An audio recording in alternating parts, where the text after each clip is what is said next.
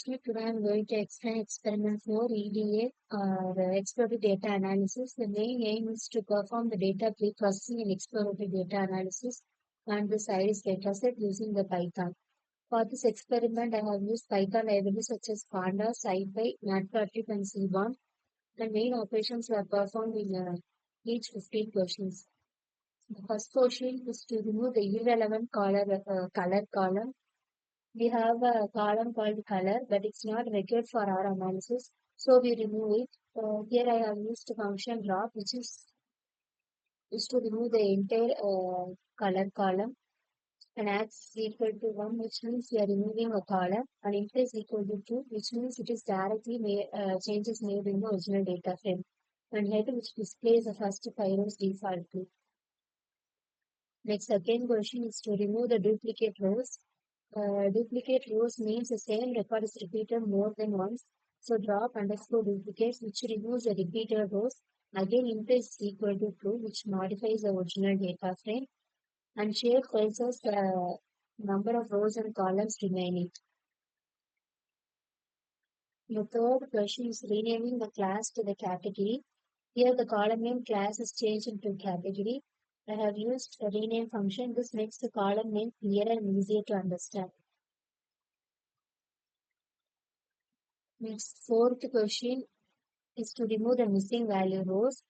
Now here, what is the missing value? It means some data is not available. Here, NA means not a number or a missing value. Dropdown, which removes the rows containing the missing values. And int is equal to false, which is not directly get modified original data frame. Instead, it creates a copy of it. Next, program is to calculate the central tendency of this flow. Central tendency traces the central or typical value of the data. We calculate the mean, median, and mode. Here, mean is the average. For example, score equal to 10, 20, and 30. All these three values are added together and divided by number of values. So this median is the middle value after arranging the data. Mode is to calculate the value based on the most frequently occurrences of the numbers. Next program is to calculate the variability measures. Here we calculate the range, variance, and standard deviation. A range tells us the difference between the maximum and the minimum values.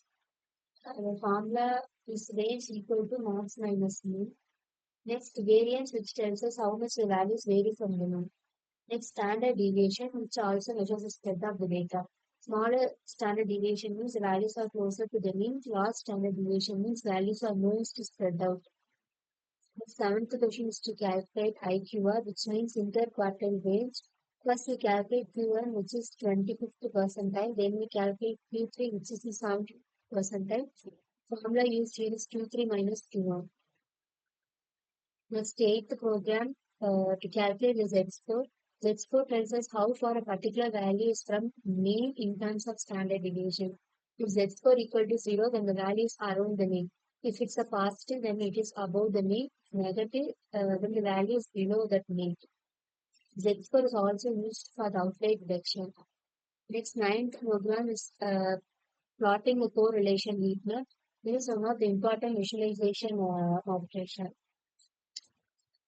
Correlation tells us how numerical values are two numerical values are related. The correlation value is generally between -1 and +1. +1 indicates a strong positive correlationship and -1 indicates negative relationship, and 0 has little or no linear relationship. Heat map represents a correlation using different colors and numbers, so we can easily understand the relationship between the variables. Here we calculate the correlation between the sepal and petals length and the width. Next, 10th question is to add two new rows. Here we are adding two new records, F25 and F26. First, we create two dictionaries containing the new student or flower records.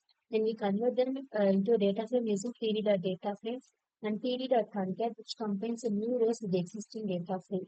Ignore underscore index equal to true, which creates a proper continuous index. And finally, tail, which displays the last 5 rows defaultly. Next, 11th question is replacing NaN with the name. In this question, one of the newly added records has a missing value in petal width. Instead of deleting the entire, we are replacing the missing value with mean petal width. First, we calculate the mean, then replaces the missing value with that mean.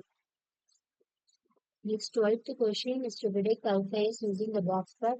An outlier is a value that is very important from the other values.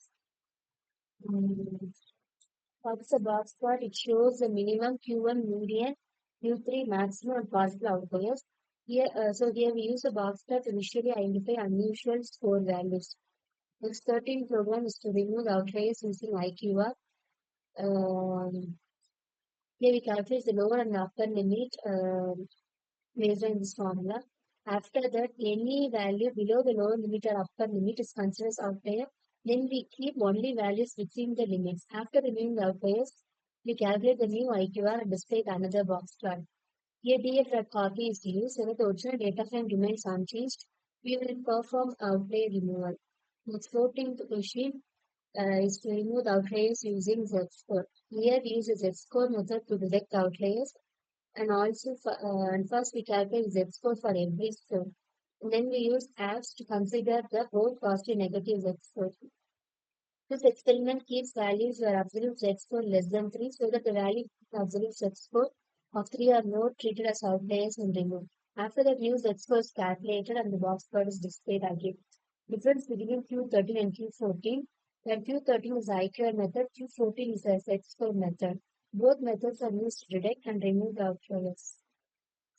Its last 15th question is to remove the last two added rows as we have seen in the 10th question. Here I have used the function I log -2, which means select all rows except the last two rows. So F25 and F26 were newly added in the question, but then was removed using this function. Finally, therefore, this experiment demonstrates the complete process of EDA and the data pre-processing.